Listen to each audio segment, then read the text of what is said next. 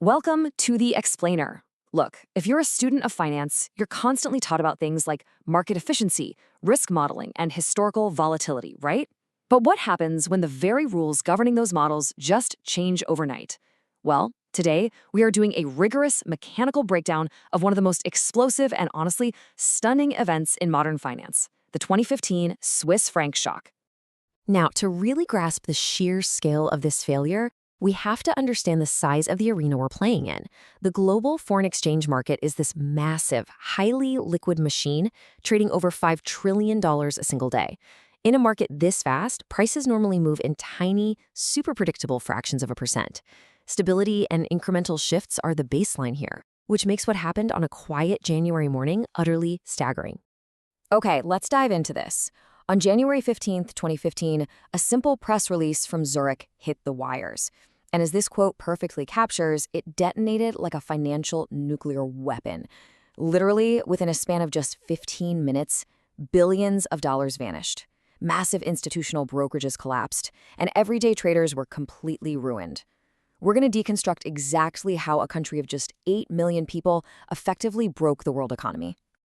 Here is our roadmap for the Explainer today. We'll start with the 1.2 currency peg, look at financing the concrete floor, explore the leverage margin trap, the moment the floor gives way, the mechanics of liquidity and contagion, and finally, the big regime shift lesson. Part 1, the 1.20 currency peg. So let's rewind a bit to 2011. A massive sovereign debt crisis was cracking the Eurozone, which sent panicked money flooding straight into Switzerland as a safe haven. To stop a rapidly strengthening franc from basically choking their export economy to death, the Swiss National Bank drew a line in the sand. They established a peg, pledging to buy unlimited foreign currency to prevent the euro from falling below 1.20 francs.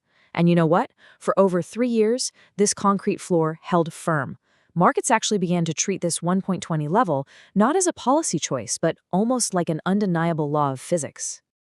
Part 2, financing the concrete floor. And this brilliantly illustrates the catch. Maintaining a concrete floor in a highly liquid market isn't free. It requires immense, constant intervention. Every single time investors bought francs, the SNB electronically printed more francs to go buy euros just to maintain that peg. Fast forward to 2014, and the central bank's balance sheet had exploded to 80% of Switzerland's entire GDP. They were buying up foreign bonds, equities, US stocks. Defending the peg had essentially turned the Swiss central bank into a giant, highly concentrated hedge fund propping up its own currency. But by late 2014, the European Central Bank started signaling massive quantitative easing. This meant the SNB faced a brutal mechanical dilemma. They could either keep printing francs to buy depreciating euros and risk inflating a huge domestic asset bubble, or they could abruptly abandon the peg, let the currency surge, and crush Swiss exporters overnight. They were completely trapped. Part 3, the leverage margin trap. Now, while the central bank wrestled with this existential macroeconomic crisis behind closed doors, retail traders were busy exploiting this artificial stability. Because the SNB had suppressed volatility for 3 years, standard risk models calculated almost zero downside. The quote-unquote safe trade logic was simple. Assume the 1.20 floor is completely unbreakable. Buy euros, apply massive 50-to-1 leverage, set a tight stop loss just below the floor, and collect small, steady gains. Honestly, to a lot of people, it felt like free money. Let's break down the math on that leverage for a second. In foreign exchange, leverage acts exactly like gasoline. A mere $10,000 in margin could control a $500,000 position. At 50-to-1 leverage, a tiny 2% move against you wipes out your entire capital. But because the peg dampened volatility so much, literally nobody believed a 2% move was mathematically possible. That absolute certainty, that is exactly what set the trap. Part 4. The floor gives way. By January 2015, the market was heavily weighted on one side of the boat. Everyone firmly believed the SNB would maintain the peg. Just trace this chronological sequence with me. At 10:29 a.m., markets were perfectly calm at the 1.20 peg. Nothing unusual. Then, at exactly 10:30 a.m., without a single leak, no warning, no phase-out period, the SNB abruptly published a statement discontinuing the minimum exchange rate. The floor just vanished. By 10:45 a.m., the Swiss franc had surged an unthinkable 30% against the euro. Part 5, liquidity and contagion mechanics. So the crucial point is exactly how standard risk models spectacularly collapsed right here.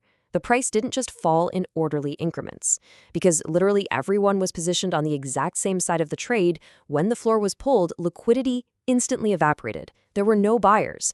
Trading algorithms that were designed for tiny fractional moves completely malfunctioned, and prices fell in massive air pockets. And those tight stop-loss orders we talked about earlier, they completely skipped, because with zero counterparties willing to take the other side, a stop-loss order won't execute until the price finds the very bottom. For a leveraged trader, this wasn't just a bad day. This was total annihilation.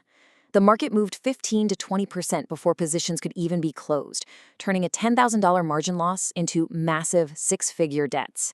And the contagion was instantaneous. Retail brokerages like Alpari UK went completely insolvent because they were suddenly on the hook for their clients' massive negative balances. FXCM, a massive US broker, faced a $225 million shortfall.